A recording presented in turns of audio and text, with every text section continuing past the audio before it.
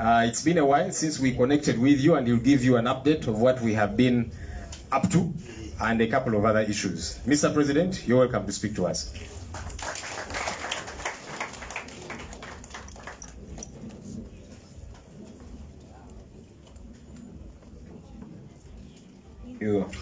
Thank you very much, Comrade Senyonyi.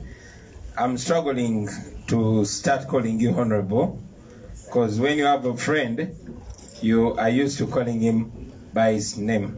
Ladies and gentlemen, we welcome you this afternoon. Please take your seats. I'm sorry. Thank you. Exercise, Kayara. Ladies and gentlemen, we welcome you, members of the media. We appreciate you every time you come to amplify our voices. Today, we want to update you about a number of issues. As you've noticed, for close to a month, we've been away, traveled with some comrades, including our spokesperson and the deputy spokesperson, and a few MPs. As a matter of fact, the deputy spokesperson is still in the US trying to spread far and wide our gospel of change. But we are back here. I will update you about our diaspora engagements. We were touching base with our comrade freedom fighters across the United States. And we discussed quite a few issues, but most importantly, bringing back the hope and re-energizing our people. And of course, strategizing further on how best we are going to push the American government to review its policy on Uganda. For a long time, the American government has been the wind beneath Museveni's wing. Dictator Museveni has benefited so much from the American taxpayers' money to the detriment of Ugandans. The guns that kill us are given to him by Americans. The soldiers that torture us are trained by Americans. And the money that is being used to kill us, to oppress us, is given to him by Americans. So we put it to the American government to change its policy towards Uganda and towards the Museveni regime. We are glad that we are making a few strides. We hope to achieve much more. We also launched a documentary film called The People's President. That film highlights the atrocities that the Museveni regime has meted on the people of Uganda. You will be watching it soon. It's going to be on Netflix, it's going to be on Disney, and it's released by Nat Geo, National Geographic Channel, the most important geographic channel in the world. So be sure that your plight is going to be seen across the world. For a very long time, Museveni has survived by lying to the world, putting on a suit, going abroad, and presenting Uganda as a democracy. This is the first huge opportunity to expose Museveni.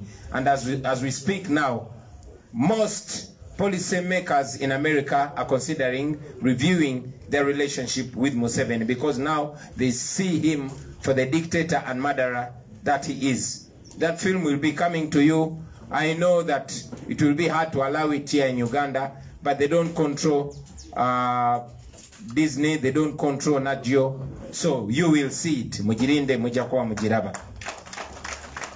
I also want to update you, ladies and gentlemen, about our efforts to take Museveni, his son, and all those he uses to kill our people to the International Criminal Court. I am glad to inform you that Museveni, his son, and all those around him that are being used to torture and kill our people have been taken to the International Criminal Court. Now we are waiting upon the ICC to do the right thing and indict General Museveni. Like I've always been telling you, and I tell you now, that one day you are going to be looking at a wanted criminal, and that is Museveni and his son. So Museveni, tuja. While I was away, many of you received the news that the World Bank was suspending loans to Uganda. We welcomed that. However, I was unhappy that the World Bank is only holding back on loans over the anti-homosexuality bill, as if it's the only issue here in Uganda. We have been calling upon the international community to look at the atrocities that Museveni is making to the people of Uganda. In 2009, there was a massacre in Kayunga. Museveni killed hundreds of our people. The international community did nothing. The World Bank continued giving him money. It's only in 2014, when they passed the first round of that bill, that the international community reacted and held back on aid. Of course, we complained because we want our human rights, especially the right to life, to be respected first before any right. Now, in 2016, Museveni, using Erweru, massacred hundreds in Kasese, including women and children. The international community did not do anything. Our comrades in the FDC, spearheaded by the Honorable Winnie Kiza, took Museveni to the ICC. He was not indicted. In 2020, Museveni massacred people on November 18th and 19th. Hundreds. We petitioned the international community. Apart from a few statements, nothing happened.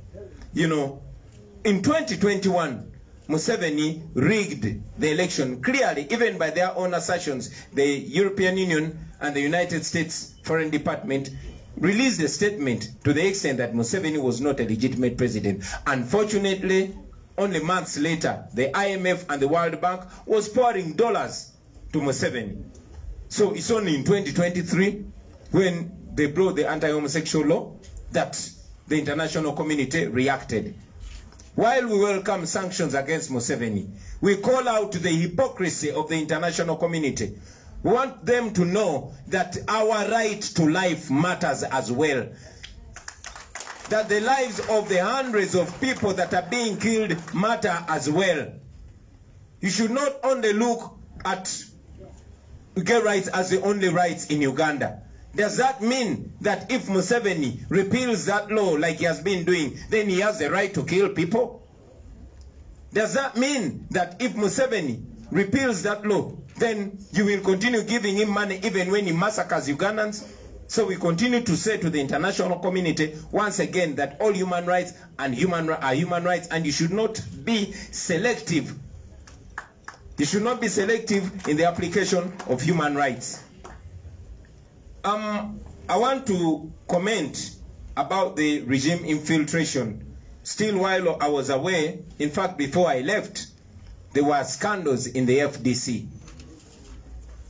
I restrained myself before I got more facts. It's unfortunate that Museveni is playing with the same old script, but our parties don't seem to see through his deceitfulness. You saw how Museveni took over the UPC. And then after, you saw how Museveni bought the DP using Mao. Unfortunately, the same script is unfolding again. We hear scandals in the FDC. It's very unfortunate. However, I want to tell you, ladies and gentlemen, that all that Museveni can do, Museveni can buy out, compromise leaders, or tear apart opposition political parties, but he can never compromise the desire for change in the hearts of the people of Uganda. And that is why we came in as people power, because we are representative of the people of Uganda, regardless of how powerful a political party is in the opposition. If you leave the side of the people, you will fade away into oblivion. So, I want to encourage all of you comrades that are struggling for change, do not give up. For those of you in the UPC, in the DP, the right-thinking ones, and even those in the FDC, we share your misery, because Museveni seeks to paint an image to the people of Uganda that even these political parties have no hope. I want to encourage you not to give up, ladies and gentlemen. You remember that in 2016, Museveni said that by 2021 there will be no opposition in Uganda. I want to think that he probably had already sealed a deal with the opposition that he knew then. He did not know there was going to come another uncompromising generation. We are here. And we continue to tell him that if they sold you opposition, they conned you, let them give you back your money. You can only buy a few individuals. You can only buy a few politicians, a few religious leaders, a few cultural leaders. You cannot buy the people of Uganda. They want to be free, and they will be free from you. Of course, I must add that even the NUP has not been very safe from that infiltration. You've seen a few members of two members of parliament. You've seen Jemerwanga and Kagabo selling out. Yes, while we know that some politicians come to us because they know we are the ones that connect with people, and they want to use us as a vehicle to get them to parliament, to office, to council and all that, I want you to know that the people cannot change. And my communication to you, the people of Uganda, is that see through those leaders. We've told you non-stop that regardless of what somebody says or what somebody identifies with, please judge them by their actions. You've also seen a few media platforms being used to sell a wrong narrative, to paint us as if we have a split within the NUP. Of course, that is Museveni trying to use them. We are stronger than that. We are cleaner than that, and we are coming for you before you get us down.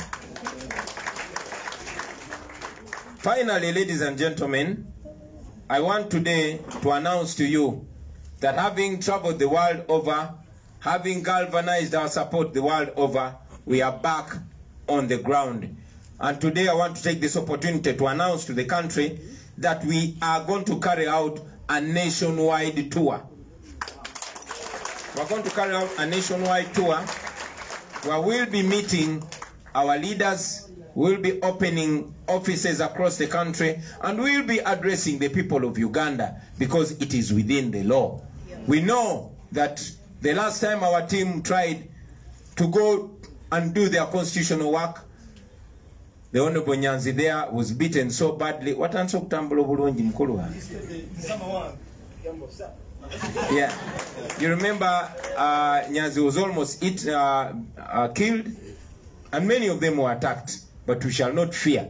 You have seen Museveni's son moving actually illegally across the country, but with police and military protection. We don't want your protection. We just want you not to interfere with our business. So to the people of Mbarara, we are coming to you on Monday the 28th. Yes. And we are going to be opening our office, which is on Makan Singh Street. Then we shall be meeting our people at the Global High School playground. That will be 9 a.m. in the morning. Please be there to Esangeyo. Police, you are not invited. On the 29th, Tuesday 29th August, we are coming to Fort Portal. Abana batoro mubagame tulikuija. Yeah, and we are going to be opening our office on Ruhandika Street, and then we shall be in Whispers Gardens speaking to our people. On Wednesday, we shall be in Kasese. We shall open our office on Alexander Street, Central Division, and we shall be holding a function. We shall be addressing people at the Bambucha Gardens. Yes, at the Bambucha Gardens, 9 in the morning. Bambucha, not.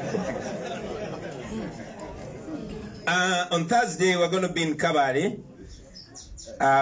We shall be opening our office on Nyerere Avenue, and we shall address people at Rugarama Primary School playground. On Friday, tulija Busoga. abana be mayuge tuli munjira mutulinde. That will be Monday, yeah. And our office is going to be opening along Muhima Road, and then we shall address people just near our offices. September 4th, oh, that's Mayuge. Tuesday, September 5th, we shall be in Busia, opening our office along Waiswa Abdul 2 Road, and then we shall address people at Madibira Playground School. Madibira Primary School Playground. Wednesday 6th, we shall be in Mbale, open our office along Mbale Palisa Road, and then we shall be in Busamaga Primary School Playground. Wednesday 6th, we are going to be in Soroti.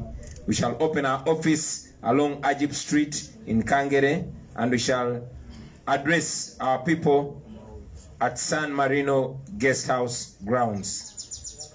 On Thursday 7th, we shall be in Lira. We'll open our office along Junior Quarters in Lira City and along Kole Road, yeah. And then we shall address our people in Pacific Ground Hotel grounds, yeah.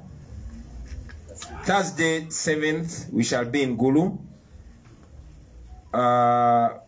Friday 8th, we shall be in Ruwero. Wednesday 13th, we shall be in Arua.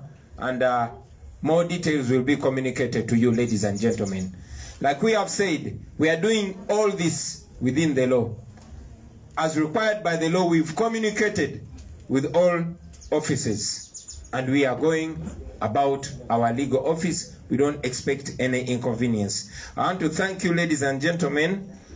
And for that matter, bye. Yeah.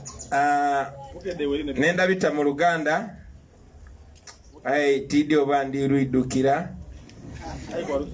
Basebo ne banyabo tubaniriza. Banafe banamawulire tesobola kulekera obebaza.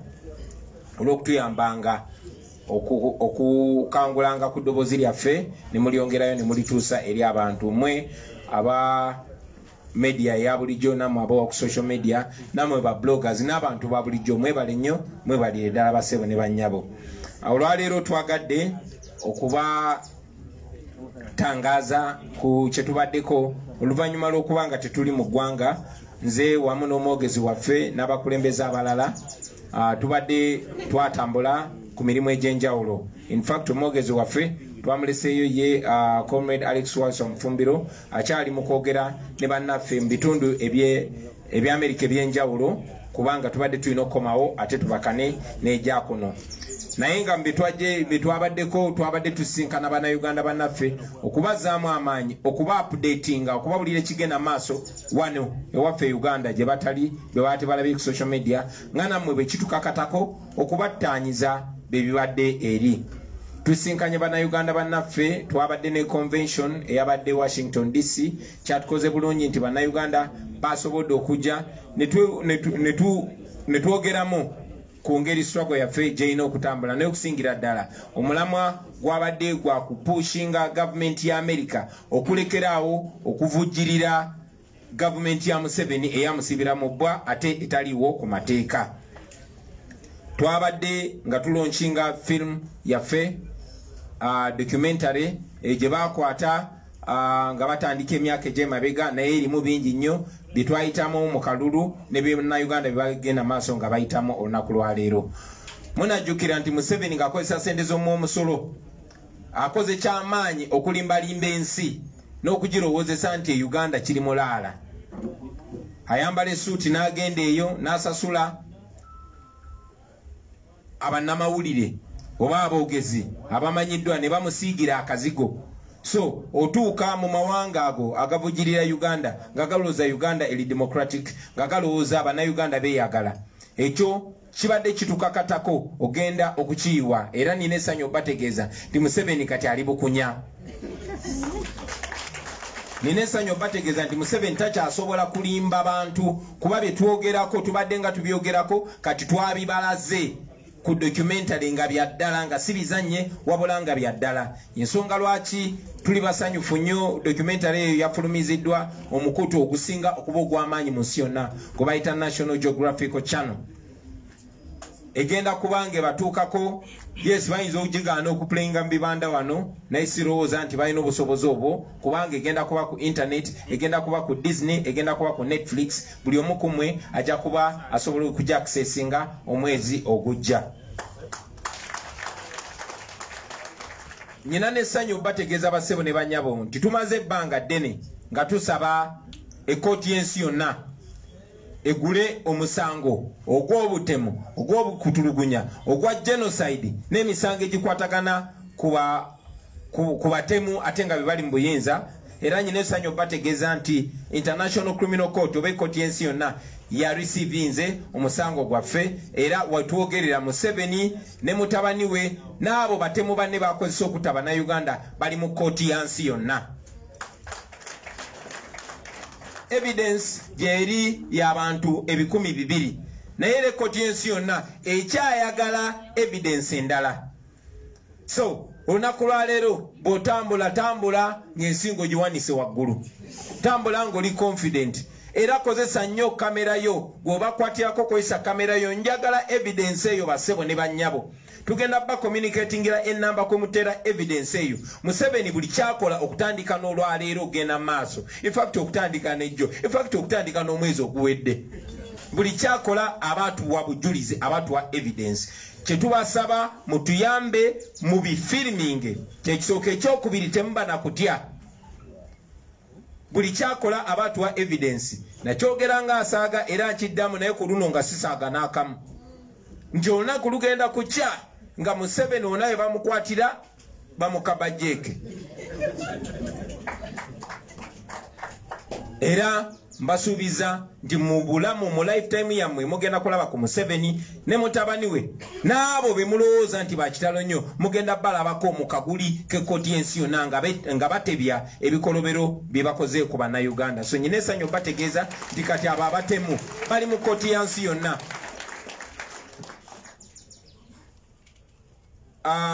Mpozi era weesibadde banka y'ensi yonna World Bank yasazaamu amabanja gonna kati Uganda gebadde esabye n'ag'omu maaso yasazaamu okuwola Uganda sente zonna.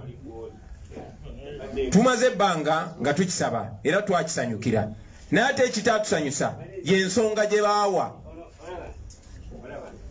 Ensonga kkooti y'ensi yonna gye yawa yatteeka lya bisiyaga wano mu Uganda. Lwaki tetwali basanyufu? Kubanga tumaze emyaka mingi, in fact si ffeka naye n'abaatusooka nga basaba ebbanka y'ensi yonna n'ebitongole by'ensi yonna birekeraawo okuvujjirira Museveni ng'akozesa ssente z'okutemula bannayuganda. Tuze tubagamba tetwagala mutuyambe tujja kweyamba, tetwagala mutununule tujja kwenunula, naye mulekeraawo okusasulira okuttibwa kwaffe. Yasini Kauma emmundu y'Abamerika yamukuba amasasi n'emutta. Essente Museveni z'akozesa okututta World Bank ezimuwa. Museveni azalaye eddembe ly'obuntu okumala emyaka gyonna ng'ensi yonna esirise nga ne World Bank esirise. Mujjukira mu 2009 Museveni yatemula abantu ku nsonga z'e Kayunga. International community yasirika busirisi. Ne bwe bayisa itteeka ly'ebisiyaga mu 2014 ensi ne ziryoka zeekyanga. Era Museveni n'atya n'akozesa Andrew Mwenda ne Fox Odoi ne balijjayo. Mu 2016 Museveni yatirimbula abantu b'e Kasese mu 10,000 abaana n'abakyala nga babambudde engoye nga babaweebudde babasibye obundoya ne babakuba amasasi. Winikiza ne bannaffe abeefudisa abalala n'abalwanizi b'eddembe ab'enjawulo baagenda mu kkooti y'ensi yonna ne Museveni tebaamuwanika. Mu 2020 mujjukira juzi Museveni yatirimbula abantu 10,000 ku street emisana ng'ensi eraba nga kamera z'ensi yonna zimutunuddemu. Byali ku BBC, byali ku CNN, okujjako ka statement akatono akavumirira ebikolwa ebyo. Baagenda maaso nakuwa Museveni sente. nga tirimbudde abantu abajjeko eddembe lyabwe ery'okubeera obubeezi abalamu. Mu 2021 Museveni n'agenda n'abba obululu ng'ensi yonna eraba. Era mu kwogera kwabwe aba omukago gwa Bulaaya ne Foreign Department ya USA bagamba okulonda tekubadde kwa mazima na bwenkanya. Kyatujja enviri ku mutwe ng'ate myezi mitono egiyiseewo nga baali bamuvugirira ssente nga IMF emuwadde ssente ne World Bank emuwadde ssente. Kati bayisize etteeka ly'ebisiyaga ne balyoka balekerawo okuwa Museveni ssente. Kyetwebuuza, mwagala tugamba nti wano Uganda eddembe ly'obuntu lyabali babisiyaga bokka?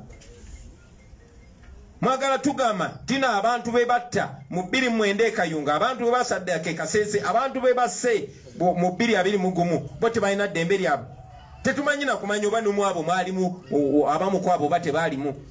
Tuze tugamba omukago gw'ensi yonna nti buli muntu, buli ddembe lya muntu ddembe. So mwe tubagamba mu respecting eddembe ly'obuntu ne mwekomoma ate ne muvaayo just ku basiyazi bokka, mubanga abagamba nti fe abalala abatali basiyazi tulina ddembe lyaffe. Obwo bwannanfuusi era mu basebo aba World Bank wadde mwajjeeko Museveni wadde mwamugjeeko ssente mwandibadde mwazimuggyako dda. Era mwe muwa ensonga eyo yokka y'abasiyazi mubanga abagamba nti bw'anaakozesa Andrew Mwenda ne Fox Odoyi ne bajjawo etteeka eryo ajja kuba waddembe okugenda maaso n'okutta abantu. Mubanga abagamba ajja genda maaso n'okusaddaaka abantu n'okubba obululu. So wadde twaniriza natti zonna zonna, twagala natti ziyambe Abannayuganda ku bizibu byabwe. Otherwise kijja kuleetera Abannayuganda okulowooza mwina ki kye mukwese mu kintu ekyo, mwina ki kye mukweseemu, mwebereremu nno nammwe. Njagala okwogera ku Museveni engeri gy'azayingira mu bibiina ebimuvuganya.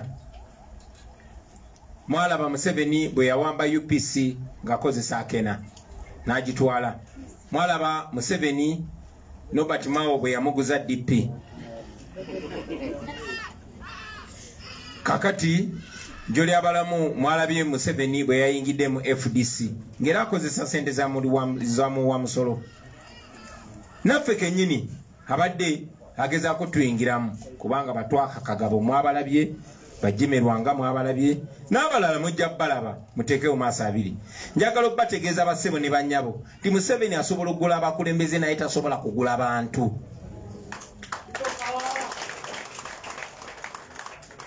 Era njagala okuzaamu mwenna amaanyi nti Museveni abo baba asasudde batono era bagenda na ssente zaabwe era gwagula abantu abadde bamugoberera bwe bamuviirako. So mwe abakulembeze mubalabire ku bikolwa byabwe, tudipendinga ku mwe abantu, tuli people power nga tetunabeera NUP. Muli maanyi g'abantu. Ate Museveni tasobola kugula buli muntu. Agenda bawa ssente meka zize amalagala mu ddwaliro, agenda bawa ssente meka ekibataka, mulekerawo kiraba. So temuggwamu maanyi basebo ne bannyabo. Of course n'abye ku mawulire ng'akoze ayina TVs ezayagala ennyo okukozesa okusigawo ekifaananyi nti naffe ba NUP tuli mu kulwanagana. Ebyo asobola obiteekayo naye tasobola kusiriwaza bantu kuba abantu balaba through all that. Oluvannyuma lwa byonna tutambulira ku maanyi g'abantu ate amaanyi g'abantu tebagagula n'omulundi n'ogumu. Finally basebo ne bannyabo, njagadde olwaleero okulangirira nti oluvannyuma lw'okutalaga ensi yonna ebweru wa Uganda, katuli Uganda tuli ku ground, era njagala okulangirira nti tugenda kutandika tuwa oba okukyala mu bitundu bya Uganda ebyenjawulo nga tusinkana abantu baffe, twogerako nabo ku radio, tugula offices zaffe era nga twogerako ne Bannayuganda. Tumanyi bulungi nti lwe twasembayo okusindika tiimu zaffe okola emirimu gy'ekibiina, Comrade Nyanzi baali bamusse, abalala baabasiba, organizing secretary waffe Dr. Kanabi ne tiimu ye babakwatidde mu eyumbe ne babasiba, naye tekigenda tumala maanyi. era yona yona gye muli tujja, kubanga tujja mu mateeka. Tetulinga mutabani wa Museveni atambula nga byakola tabikolera mateeka naye nga akumibwa poliisi n'amagye. Bye tukola tubikolera amateeka ate tetunabasaba kutukuuma. So ku Monday nga 28 tujja Mbarara okugula office yaffe ku Macan Street, then twogere ne bannayuganda b'Embarara ku Global High School ku Kisaawe. Ku Tuesday nga 29 tugenda Fort Portal tujja kugula office yaffe eri ku Ruhandika Street, then twogere n'abantu ku Whispers Gardens. Wednesday nga 3 tugenda Kasese tujja kugula office yaffe ku Alexander Street, tuogere n'abantu ku Bambucha Gardens. Bambucha. Ku Monday nga 4 tujja kubeera Mayuge tugule office yaffe ku Muhima Road, then twogereko n'abantu baffe era mu kifo kyekimu. Ku Lwokubiri tujja Busia nga 5, ku Lwokusatu nga 6 tujja Mbale,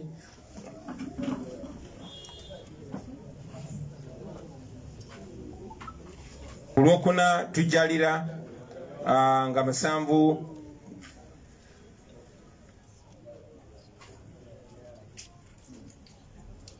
then ku Lwokutano nga 8 tuli Luweero, ku Lwokusatu nga 13 tuli Arua, n'ebitundu ebirala program zijja kuba communicated, tujja ba communicatingira nga tuyita mu bakulembeze baffe abali mu bitundu ebyo. Finally, abantu b'e Hoima okumala ebbanga ddene nga omwogezi waffe bw'akyogeddeko, Museveni ayagala bakyaya kulonda kuba amanyi okulonda tayinaamu mukono.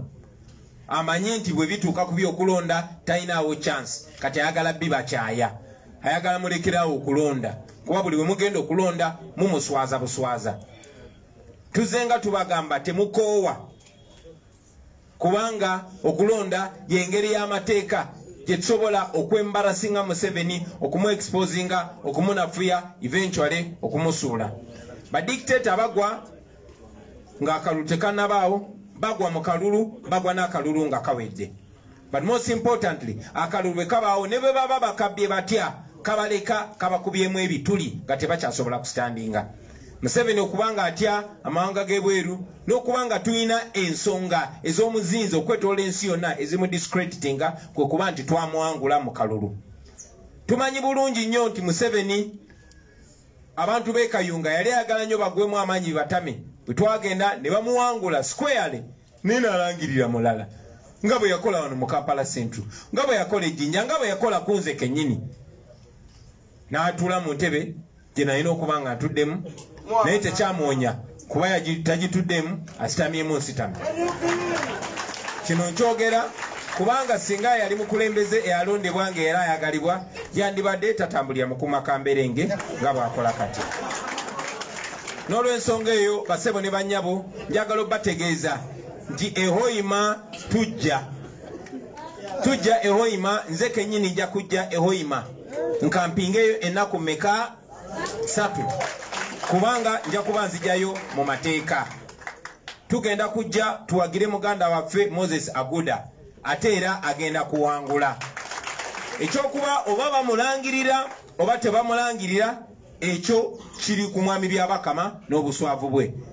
Tujja kukola ekituufu kye tulina okukola. In any case, ogwo gwe mukisa gwe twagala okukozesa mu mateeka. Nange ntuuke mu bantu baffe abeeyo ate mbibagambe ebirala. Eyo ekyano gye twagala okukozesa abantu okubabulira amazima, okwongera obbaggula amaaso, basobole nabo okunyiiga ekimala. So abantu b'e Hoima tuli kwija mutulinde. N'ebigambo ebyo basebo ne bannyabo, mwebale nnyo, mwebale eddala okutuwuliriza. Omwogezi waffe bw'anaabakkiriza tunayanukula ebibuuzo ebimu. Mwebale nnyo, mwebalire eddala ku lwa Katonda n'ensi yange.